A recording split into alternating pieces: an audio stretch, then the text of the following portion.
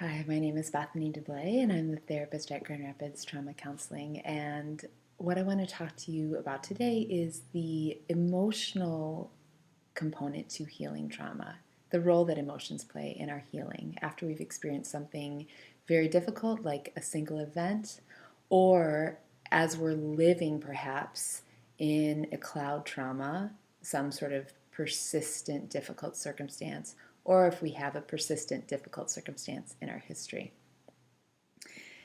You know, emotions have a purpose. Um, they have a purpose. They function like a wave in us. They build, they have a cresting point, and then they will naturally ebb. They will naturally fade away or change.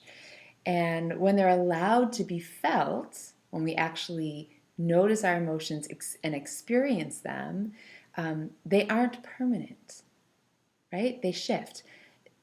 Think about examples of this in your own life. If you have a loving relationship, the relationship or the emotion of love is different than what it was that first day when you said to your partner, I love you, than it is today. And it's not necessarily because the love itself is less or more, but the quality, that initial emotional quality, has changed.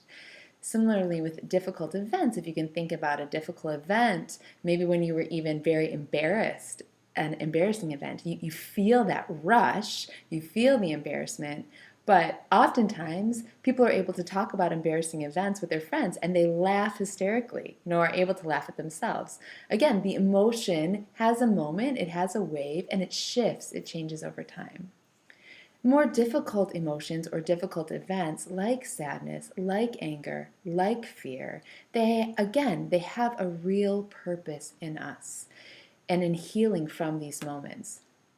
And often what emotions can do is when we're present to them and we are able to experience them in a way that isn't overwhelming, which is another video we can talk about, but when we're able to do that, they then bring about clarity for action.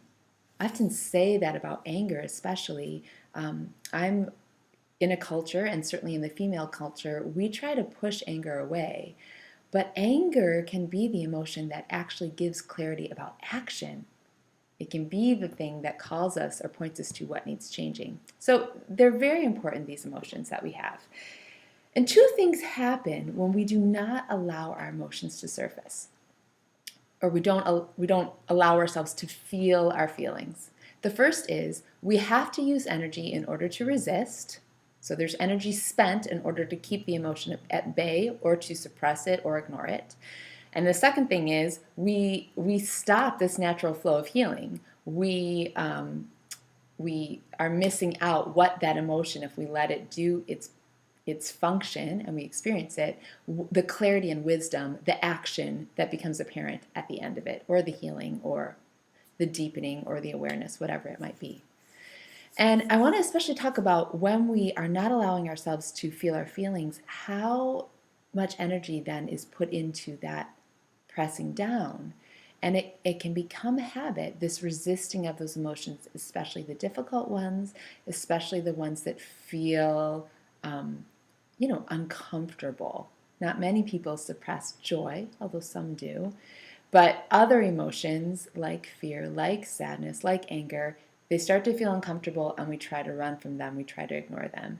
But we are spending energy to do that. And that kind of energy very quickly can lead into fatigue. And it's not apparent in our explicit brain, oh, I'm tired because I won't let myself be angry, or I'm tired because I keep pretending that I'm not afraid. But it shows up in other ways. We're not letting ourselves admit some anger, we're resisting anger, and suddenly we're tearful all the time. Or suddenly we can't get off the couch, or now I have headaches, or now I have stomach aches. Again, there is a cost to the system, to the physical system, to the cognitive system, to the emotional system, when we are using energy towards avoiding emotions. So it's something to think about and definitely something to work with in therapy. What emotion am I not letting myself acknowledge, and how much energy am I spending on that? And what would change if I allowed that to shift?